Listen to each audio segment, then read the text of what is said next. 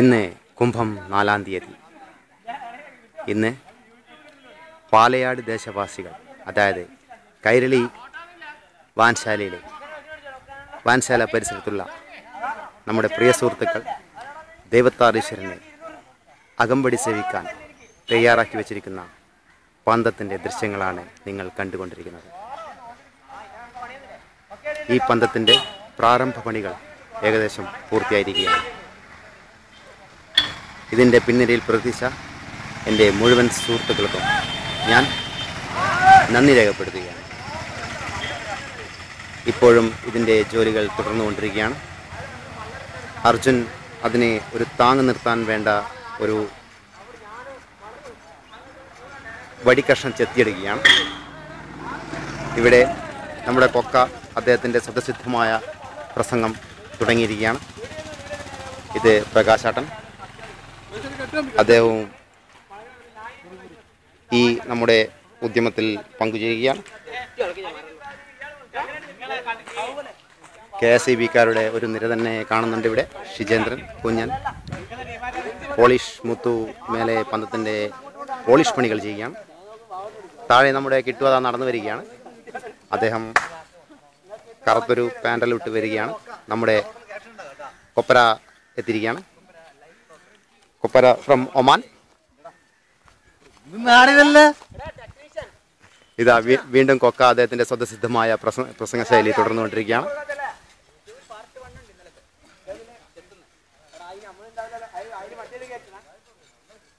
ദൈവത്താരീശ്വരനെ അകമ്പടി സേവിക്കുവാൻ നമ്മുടെ പ്രിയ സുഹൃത്തുക്കൾ നേർച്ചയായി കൊണ്ടുപോകുന്ന ഈ പന്തത്തിൻ്റെ 51 തിരി പന്തത്തിൻ്റെ പ്രാരംഭ പണികൾ ഏകദേശം കഴിഞ്ഞിരിക്കുകയാണ്. ഇന്ന് വൈകുന്നേരം ഏകദേശം 5 മണിയോടുകൂടി ഇത് അണ്ടലൂർ ക്ഷേത്രസന്നിധിയിൽ എത്തിച്ചേരുന്നതാണ്. രാത്രി ഏകദേശം 10-11 മണിക്ക് ദൈവത്താരീശ്വരൻ്റെ പിന്നിലായി അദ്ദേഹത്തിന് താഴേക്കാവിൽ പോകാനുള്ള വെളിച്ചം നൽകാനുള്ള ഈ ഞങ്ങളുടെ നേർച്ച പന്തത്തിൻ്റെ പ്രവൃത്തി ഇവിടെ പുരോഗമിച്ചു കൊണ്ടിരിക്കുകയാണ്.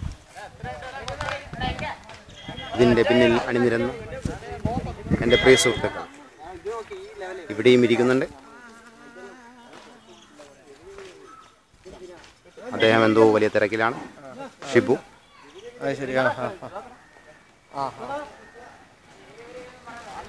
ലജു, കണ്ണൻ, ഷാജു ആൻ്റണി, ഷിജൻ, രൂപേഷ്,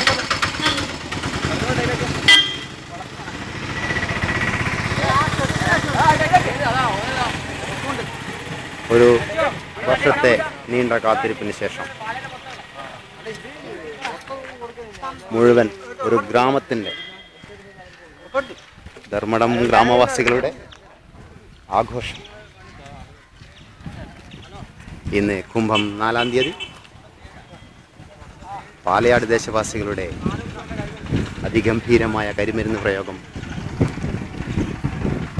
ഉണ്ടായിരിക്കുന്നതാണ്.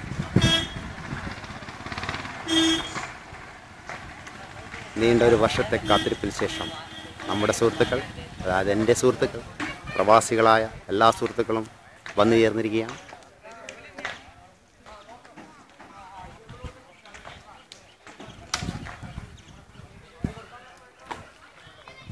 എല്ലാവർക്കും ഭക്തിനിർഭരമായ 1000 ഉത്സവാശംസകൾ നേർന്നുകൊണ്ട്